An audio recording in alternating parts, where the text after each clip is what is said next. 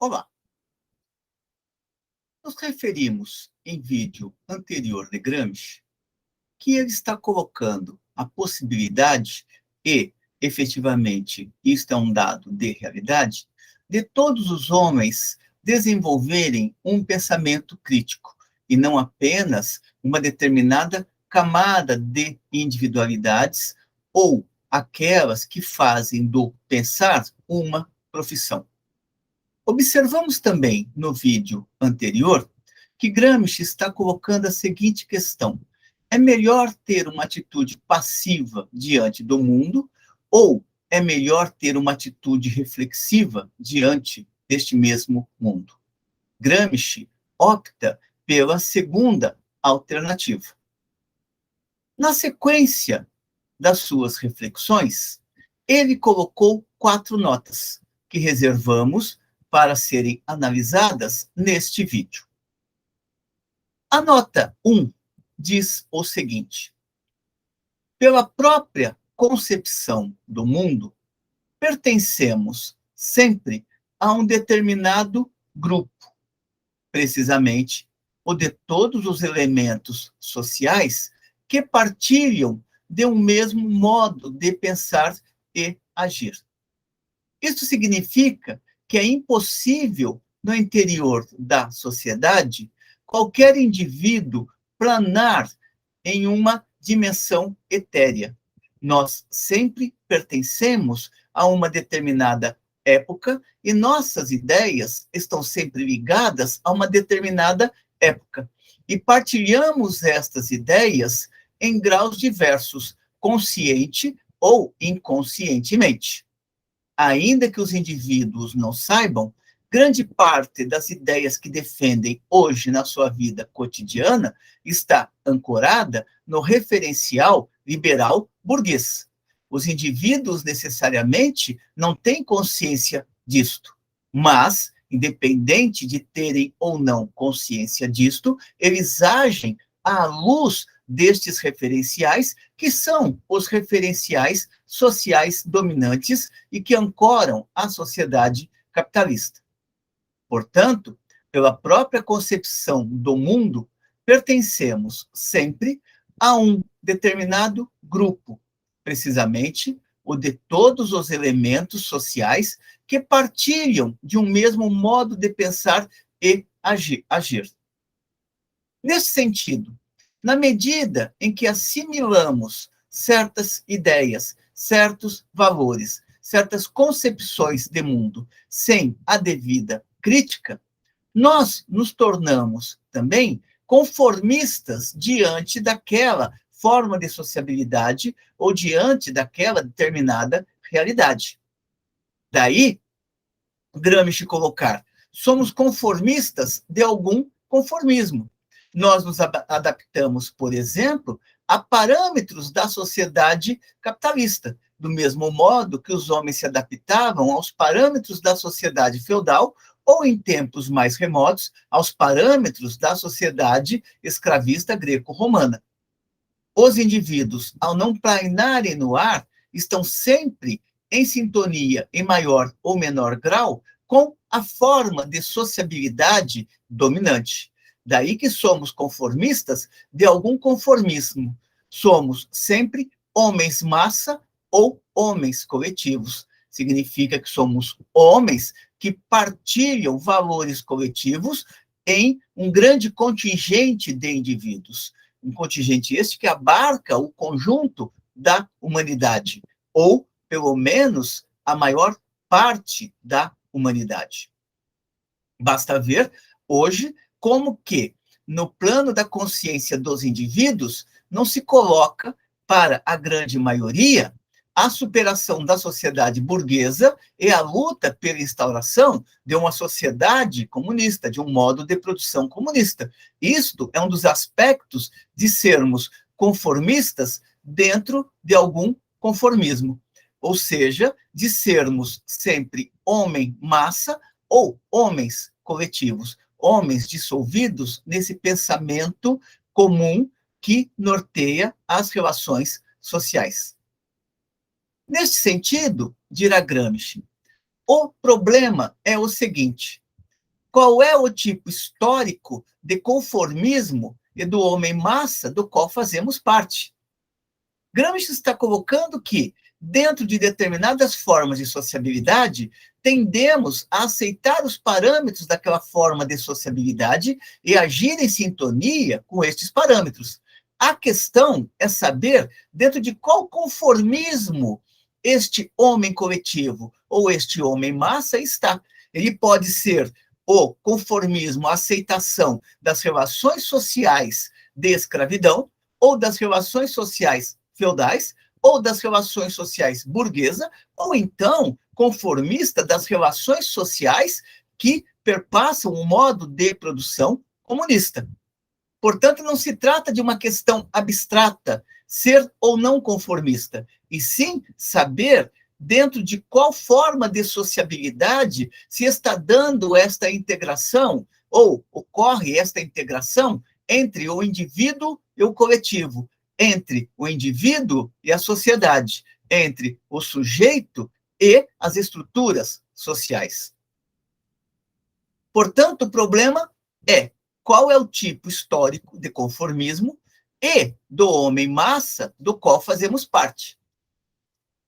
Quando a concepção do mundo não é crítica e coerente, mas ocasional e desagregada, pertencemos simultaneamente a uma multiplicidade de homens-massa. Lembremos que, para Gramsci, no plano da vida cotidiana, a consciência crítica ela não se dá por geração espontânea, ela é produzida historicamente e, sobretudo, através de uma mediação que é a mediação partido. A questão é que, quando, no plano da vida cotidiana, os seres que a ela pertencem não problematizam estas relações existentes na vida cotidiana, a tendência é que eles não incorporem também o pensamento crítico, o grau de consciência necessário para pensar aquelas relações. Daí que, quando a concepção do mundo não é crítica, portanto, problematizadora das relações sociais existentes e coerente, portanto, que tenha uma lógica interna, porque não basta apenas problematizar a realidade, é necessário problematizar a realidade mantendo os parâmetros da racionalidade, os parâmetros da lógica interna que perpassa aquela realidade, a compreensão imanente da realidade, a compreensão dos elementos que brotam daquela própria realidade. Portanto, quando a concepção do mundo não é crítica e coerente, mas ocasional e desagregada, significa uma hora se pensa uma coisa, outra hora se pensa outra, ou então, diante de novos elementos, se perde a confiança naquilo que havia pensado e se incorpora outros elementos totalmente estranhos. Ocasional e desagregada, pertencemos simultaneamente a uma multiplicidade de homens-massa. O que significa esta multiplicidade de homens-massa? Significa que podemos conviver com os elementos mais avançados da civilização, como também podemos conviver com outros elementos que necessariamente não estão pautados pela ciência. Observemos, por exemplo, os indivíduos têm a clareza de que é necessário trabalhar para sobreviver. E, neste sentido, eles estão tendo uma compreensão objetiva do mundo. Mas, ao mesmo tempo, eles podem acreditar que só conseguem trabalhar porque as forças divinas estão dando a ele, ou a ela, no caso de ser um homem ou uma mulher, né, a eles, a possibilidade de terem saúde. Isto é uma figura compósita. Ao mesmo tempo em que se lida com o dado objetivo da vida, se apela a elementos místicos para sustentar este elemento objetivo da vida. Ou podemos ver, por exemplo, um jogador de futebol que treina, porque ele sabe que o treino é fundamental para que ele assimile o esquema tático e mesmo os posicionamentos para fazer a boa defesa ou o gol. E todas as vezes que ele faz uma boa defesa ou ele faz um gol, ele ergue as mãos para os céus, como se aquilo decorresse de um milagre de forças divinas que permitiram a ele fazer a defesa ou fazer o gol. Isso é uma figura compósita. Ele sabe que precisa trabalhar duro para ter o seu lugar no time, mas, ao mesmo tempo, ele atribui a forças divinas a possibilidade dele ter um lugar no time. Então, dentro da vida cotidiana, é muito comum que os homens sejam figuras compósitas, quando a concepção do mundo não é crítica e coerente, mas ocasional e desagregada, pertencemos simultaneamente a uma multiplicidade de homens-massa. Nossa própria personalidade é compósita de uma maneira bizarra. Pode-se acreditar na ciência, mas também nos deuses. Pode-se acreditar na vacina, mas também na reza ou na erva para curar do Covid. Então, é uma personalidade compósita. Nela se encontram, portanto, elementos dos homens das cavernas, portanto, aquelas concepções pré-científicas e princípios da ciência mais moderna, ou seja, aquelas compreensões objetivas do mundo baseadas na observação, na experimentação, na comparação, entre outros elementos. Nela se encontram elementos dos homens das cavernas e princípios da ciência mais moderna e progressista. Preconceitos, ou seja, ideias formatadas, pré-concebidas, preconceitos de todas as fases históricas passadas, grosseiramente localistas, e intuições de uma futura filosofia que será própria do gênero humano mundialmente unificado. Então, ao mesmo tempo em que os indivíduos eles apelam para o egoísmo, eles sonham com a existência de uma sociedade onde todos os homens serão iguais, ou todos os homens poderão desfrutar das riquezas sociais. Isto pode se dar, seja pela forma mais, vamos dizer assim, terrena, como também pela forma divina. A solidariedade que os indivíduos, mediados pelas entidades divinas, podem praticar, é um exemplo de como eles estão mirando para um outro tipo de humanidade. Mas, ao mesmo tempo, encontram esta forma de humanidade através de uma deificação do mundo. Ou seja, estão realizando aquilo norteados por uma figura que os observa e que dá a aprovação a estes tipos de comportamento. A figura compósita a que Gramsci está se referindo é essa, que pode apresentar facetas totalmente contraditórias. Podem apresentar elementos tanto que estão pautados pela ciência, como também que estão pautados pelo misticismo. Daí ele afirmar que nesta personalidade, se encontram elementos dos homens das cavernas e princípios da ciência mais moderna e progressista.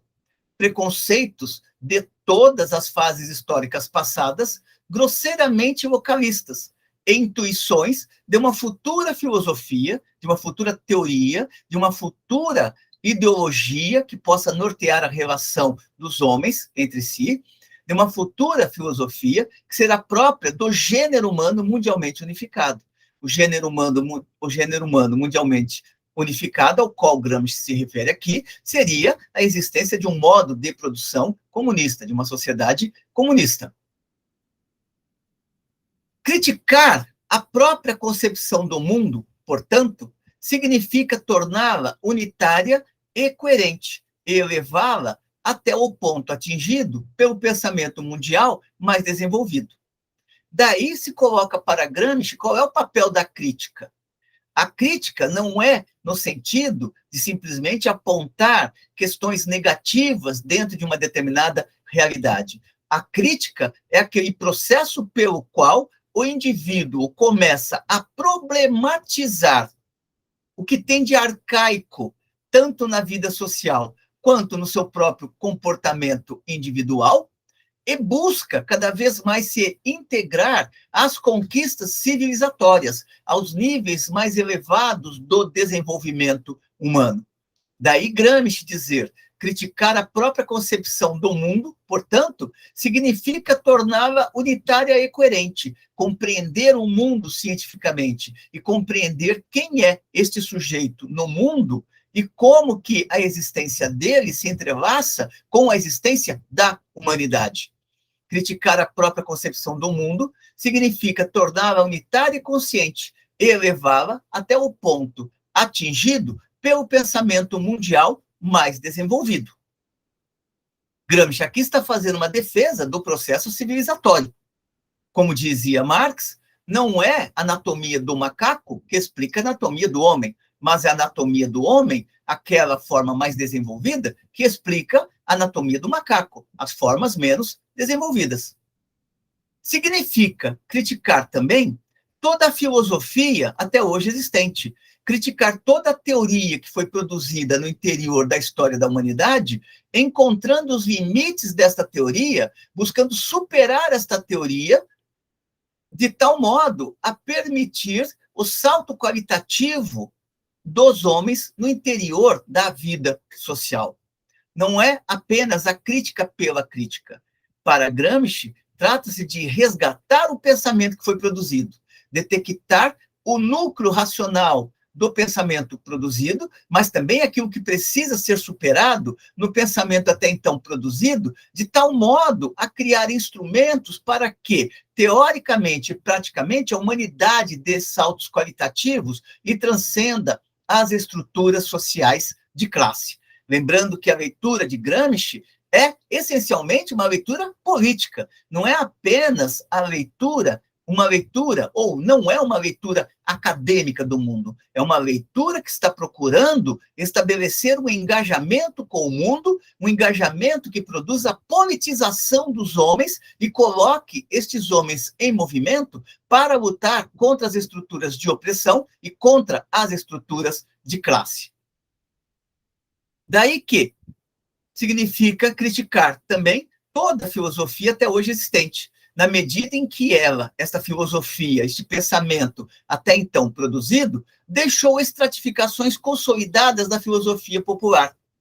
Isto quer dizer o quê? Isto quer dizer que muitos dos parâmetros que norteiam a vida dos indivíduos na sociedade, dentro da cotidianeidade destes indivíduos, é ancorado em formas de pensamento anteriores e em elementos legados pelas teorias nos momentos passados. Basta ver, por exemplo, a defesa abstrata da liberdade, a defesa abstrata da democracia, a defesa abstrata da justiça e a defesa abstrata da igualdade. Isto está enraizado em toda uma compreensão liberal do mundo, que é necessário superar para que se instaure, seja possível caminhar no sentido da instauração da igualdade real, da justiça real, da liberdade real, entre outros elementos. O início da elaboração crítica, portanto, o início da problematização do mundo, o que significa o início daquele questionamento radical daquilo que foi assimilado sem a devida reflexão, o início da elaboração crítica é a consciência daquilo que somos realmente. Ou seja, quem somos nós no mundo? O que é o mundo? Qual é a estrutura do mundo? Este mundo, ele é eterno, ele se transforma, é possível transformar este mundo ou estamos condenados a viver neste mundo para sempre? O início da elaboração crítica é a consciência daquilo que somos realmente, isto é, um conhece-te a ti mesmo, como produto do processo histórico até hoje desenvolvido. E por que este conhece-te a ti mesmo é um produto do processo histórico?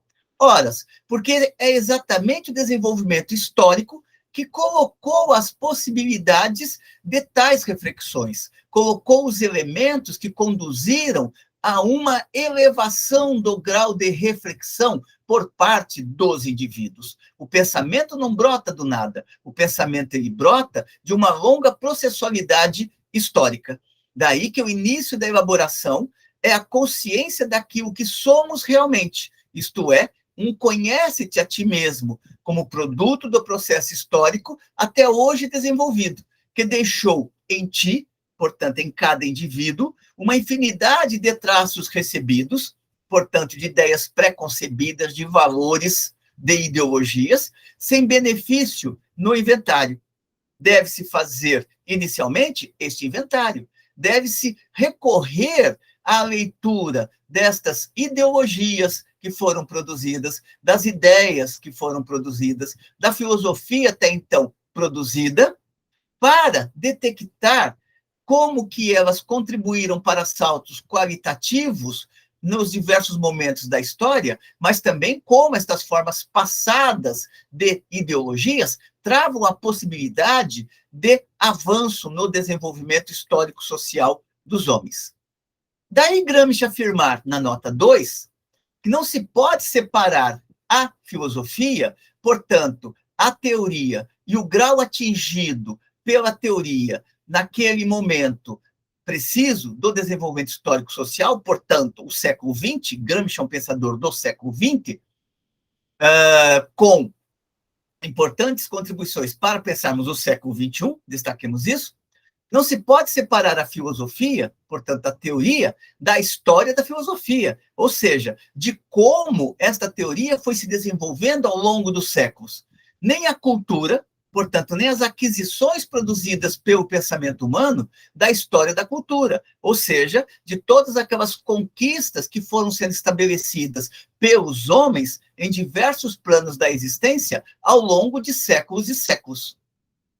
No sentido mais imediato e determinado, diz Gramsci, não podemos ser filósofos, portanto, teóricos, portanto, críticos, isto é, ter uma concepção do mundo criticamente coerente, com lógica interna, capaz de explicar a realidade e capaz de explicar o concreto, sem a consciência da nossa historicidade. Se nós não soubermos, não conseguirmos identificar em que mundo estamos vivendo, o que é este mundo, como chegamos a este mundo e quais são as possibilidades de superar este mundo, esta realidade social, estas relações sociais existentes, nós não faremos a crítica devida à realidade. Não podemos ser filósofos teóricos, isto é, ter uma concepção do mundo criticamente coerente, e essa compreensão do mundo coerente, para Gramsci, aponta em direção à sociedade comunista, sem a consciência da nossa historicidade, da fase de desenvolvimento por ela representada, ou seja, do estágio atingido pelo desenvolvimento da sociedade capitalista, e do fato de que ela está em contradição com outras concepções ou com elementos de outras concepções.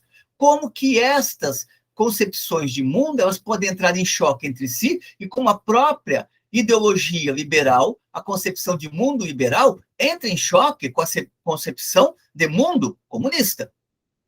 A própria concepção do mundo responde a determinados problemas colocados pela realidade, que são bem determinados e originais em sua atualidade.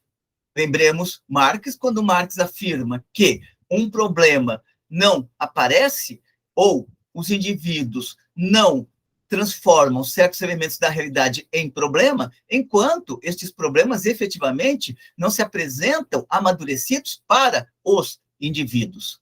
Portanto, esta concepção de mundo nova que vai brotando, a concepção de uma sociedade comunista, não surge do nada, surge das contradições internas do próprio desenvolvimento da sociedade capitalista. E mais ainda, surge da própria compreensão da história como história da luta de classes, como história dividida entre opressores e oprimidos, como história marcada pelas relações de exploração, riqueza em um polo, pobreza em outro. Daí que a própria concepção do mundo responde a determinados problemas colocados pela realidade, que são bem determinados e originais em sua atualidade. Como é possível pensar o presente, e o presente ao qual ele se refere é a sociedade capitalista do seu tempo, é um presente bem determinado, é um presente bem determinado porque ele está vivendo dentro de uma realidade, que é a realidade capitalista, com as especificidades desta sociedade capitalista, no caso italiano. Como é possível pensar o presente, é um presente bem determinado, com um pensamento elaborado por problemas de um passado bastante remoto e superado. Por outras palavras, não tem como pensarmos o presente com fórmulas do passado ou com alternativas do passado. O presente tem que ser equacionado com alternativas que estão postas no próprio presente. Como é possível pensar o presente, é um presente bem determinado, com um pensamento elaborado por problemas de um passado bastante remoto e superado? Se isso ocorre, nós somos anacrônicos. Tentar resolver o presente com saídas encontradas no passado é anacronismo. Somos anacrônicos em face da época em que vivemos, que é o presente. Nós somos fósseis e não seres modernos, ou seja, vivemos numa carcaça apodrecida e não vivemos enquanto homens do nosso tempo. Ou, pelo menos, somos compostos bizarramente. Queremos o presente, resgatando aquilo que vemos como sendo frutífero no passado, ou que identificamos como sendo progressista no passado. Então, mais uma vez, a ideia do ser compósito. Ou, pelo menos, somos compostos bizarramente. E ocorre, de fato, que grupos sociais, que em determinados aspectos exprimem a mais desenvolvida modernidade, em outros manifestam-se atrasados com relação à sua posição social, sendo, portanto, incapazes de completa autonomia histórica. Peguemos, por exemplo, a sociedade burguesa. Ela pode se modernizar o quanto quiser. No entanto, as saídas que a sociedade burguesa encontra são sempre saídas do passado, uma vez que a sociedade burguesa ela não pode admitir a possibilidade da existência de um outro modo de produção que transcenda a própria sociedade burguesa. Na nota 3, Gramsci vai observar o seguinte: se é verdade que toda linguagem contém os elementos de uma concepção do mundo e de uma cultura, ou seja, de uma maneira de existir dos homens e de uma maneira destes homens perceberem o mundo, será igualmente verdade que, a partir da linguagem de cada um, é possível julgar da maior ou menor complexidade da sua concepção do mundo. Já nos referimos a isto no vídeo anterior. A forma como os indivíduos se comunicam, a linguagem que eles utilizam, aponta também ou contribui a pensar qual é a relação que estes indivíduos têm com o mundo. Quando você tem uma linguagem mais elaborada, que opera com conceitos e que opera com elementos que permitem a apreender a complexidade do mundo, você está tendo uma determinada relação com o mundo. Mas quando você utiliza, por exemplo, uma linguagem extremamente restrita, como acontece muitas vezes na comunicação cotidiana de vários indivíduos, que reduzem tudo a gíria ou a expressões extremamente curtas, isto significa que aqueles indivíduos também têm um outro grau de relação com a complexidade do mundo e mesmo com a possibilidade, naquele momento, de elaborar, de problematizar este mundo que tem diante de si. Daí que, se é verdade que toda linguagem contém os elementos de uma concepção do mundo e de uma cultura, será igualmente verdade que, a partir da linguagem de cada um, é possível julgar da maior ou menor complexidade da sua concepção do mundo. Observe que Gramsci está colocando como condição de possibilidade e não de fatalidade e de inevitabilidade.